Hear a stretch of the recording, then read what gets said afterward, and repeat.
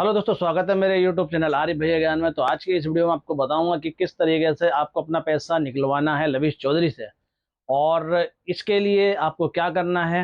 ये अभी हमारे आसिफ एनजीओ से, तो वो आपको बताएंगे। तो अभी फिलहाल के लिए अभी कुछ मीटिंग हुई है, तो मीटिंग के कुछ क्लिप आपको मैं दिखा देता हूँ ताकि आपको भी पता चल सके कि भाई इनकी पहुंच कहाँ कहाँ तक हो रही है, ये कहाँ कहाँ तक जंग लड़ने के लिए तैयार हुए पड़े हैं।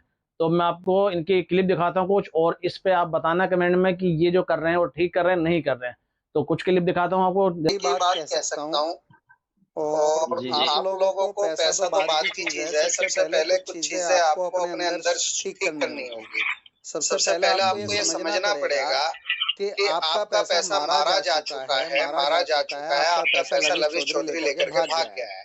जब तक आप इस चीज को नहीं मान लेते हो दिल से और दिमाग के अंदर ये नहीं बैठा लेते हो कि आपका पैसा मारा जा चुका है, लविश चौधरी ने आपका पैसा मार लिया है, तब तक आप लोग सिर्फ एक उम्मीद पे रहोगे, उम्मीद के सहारे रहोगे। लोग आपको कुछ अपडेट देंगे, आप उसकी उम्मीद पे बैठे रहोगे, जबकि ऐसा कुछ होना नहीं है। पैसा जा चुका है, पैसा मारा जा चुका है। तो सबसे पहला आपको यही करना पड़ेगा कि आपको मन बनाना पड़ेगा और आपको ये मानना पड़ेगा कि आपका पैसा मारा जा चुका है और लविश चौधरी ने आपका पैसा मार लिया है। क्योंकि जब तक आप ये मन नहीं बनाओगे तब तक आप उम्मीद पर रहोगे कि यार हमारा पैसा अब आ जाएगा, शायद अब आ जाएगा, शायद अब आ जाएगा। पिछले 1 साल से आप कर भी यही रहे हो और इसके अलावा कर नहीं सकते थे, सिर्फ वही कर सकते थे। आप वही किया भी है आपने। जब आपका ये मन बन जाएगा कि आपका पैसा मारा गया, तब आपका स्टेप आगे बढ़ता है। फिर आपको इसमें एक डिसीजन लेना होगा। आपको एक सोच बनानी पड़ेगी कि जिस आदमी ने आपका पैसा मारा है, लविश चौधरी ने जो आपका पैसा मारा है, उस आदमी को हम सजा दिलाने तक चैन से नहीं बैठेंगे। उसे हम उसकी सजा देंगे, क्योंकि उसने आपका चैन, उसने आपका सुकून खराब किया है, उसने आपकी जमा पूंजी लूटी है, उसने आपके विश्वास के साथ खिलवाड़ किया है। आपका तो पैसा लूटा ही लूटा, आपका इस्तेमाल करके आपके रिश्तेदारों का भी पैसा लूट लिया, आपके दोस्तों का भी पैसा लूट लिया।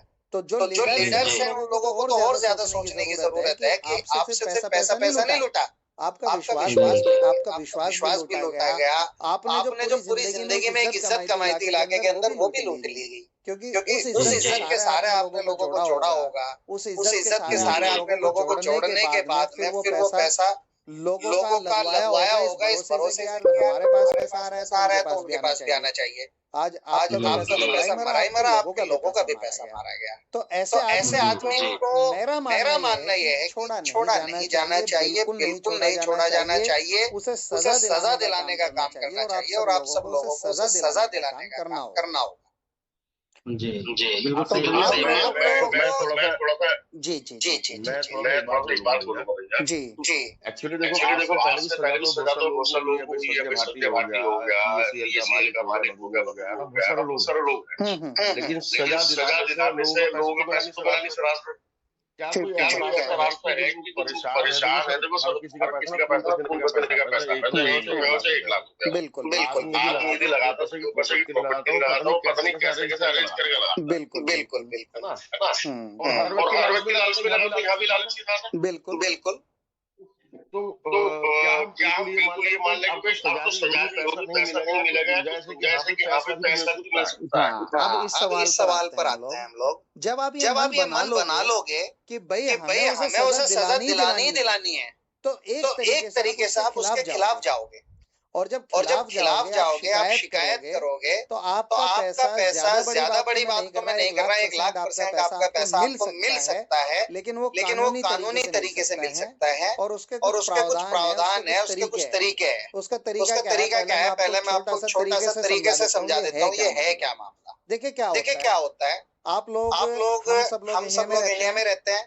कभी आपके आस पड़ोस में किसी का कोई फोन वोन छीन के चला गया हो, या किसी के घर में चोरी हो गई हो, या किसी के घर में डकैती डाल दी हो किसी ने, चोर ने या डकैत ने, कुछ भी कभी होता है, तो सबसे पहला आदमी पुलिस के पास जाता है।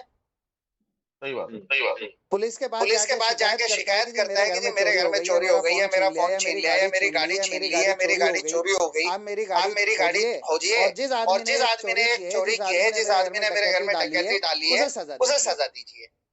यही होता है।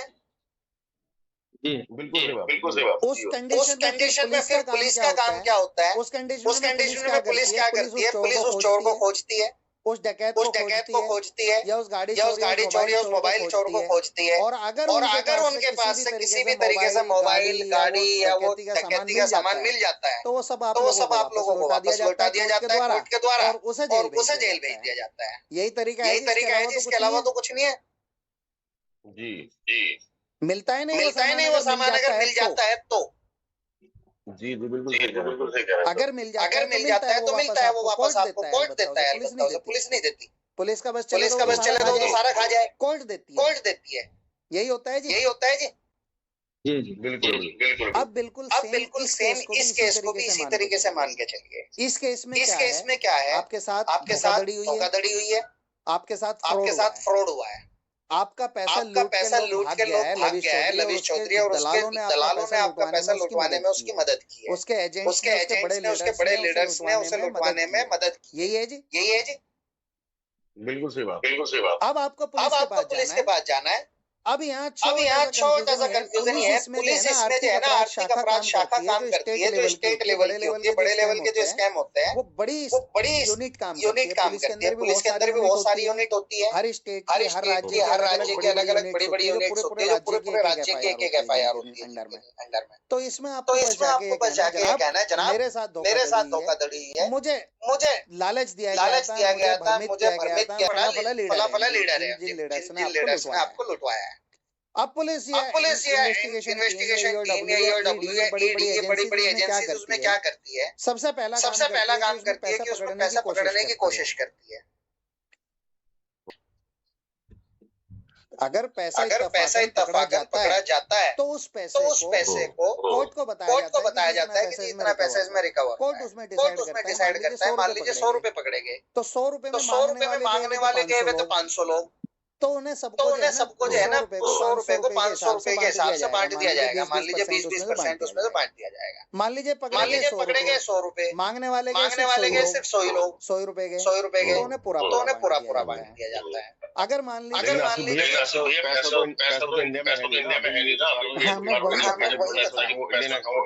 वही बता, तो इन्होंने ये सारी डिटेल बताई है इसमें, क्योंकि इनकी जो मीटिंग हुई थी कॉल पे, जूम पे मीटिंग हुई थी, उसके बाद इन्होंने क्या क्या लोगों ने बोला, क्या क्या बातचीत हुई थी, वो चीज़ सब कुछ बताया इसके अंदर। तो इस भाई ने भी बहुत अच्छी बात बोली कि भाई अगर उस बंदे को जेल में भेज दिया गया तो हमारे पैसों का क्या होगा? पैसे तो मिलेंगे नहीं जब वो जेल में चला जाएगा। तो उन्होंने उसी के बाद में एक बात बोली है कि भाई पैसा मिलेगा तो मिलेगा किस तरीके से? आप अगर उस पर एक्शन लोगे, मतलब उस पर एफआईआर करोगे, जो भी उस पर कंप्लेंट डालनी है वो करोगे, उसके बाद सरकार फिर आपका पैसा देगी, वो भी कानून तरीके से। तो वही चीज़, कई वीडियो थी मेरी जिसमें मैंने बताया था किस तरह का आपको पीडीएफ भरना है, क्या करना है, कैसे करना है, वो सब मैंने बताया था।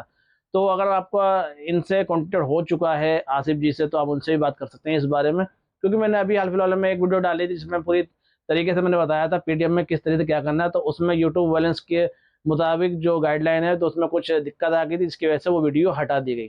तो आप उस चीज़ का ध्यान रखिए जो मैंने बताया था कि आपको किस तरह से एक्शन लेना है, एफआईआर करनी है, क्या करना है, वो सब आपको आसिफ चौधरी है वो आपको बता देंगे। तो आई होप आपको वीडियो पसंद आई हो। अगर पसंद आई तो लाइक कमेंट सब्सक्राइब करना बिल्कुल मत भूलना, और बेल आइकन दबाना तो बिल्कुल मत भूलना। मिलते हैं फिर नए वीडियो नए अपडेट के साथ, तब तक के लिए गुड बाय।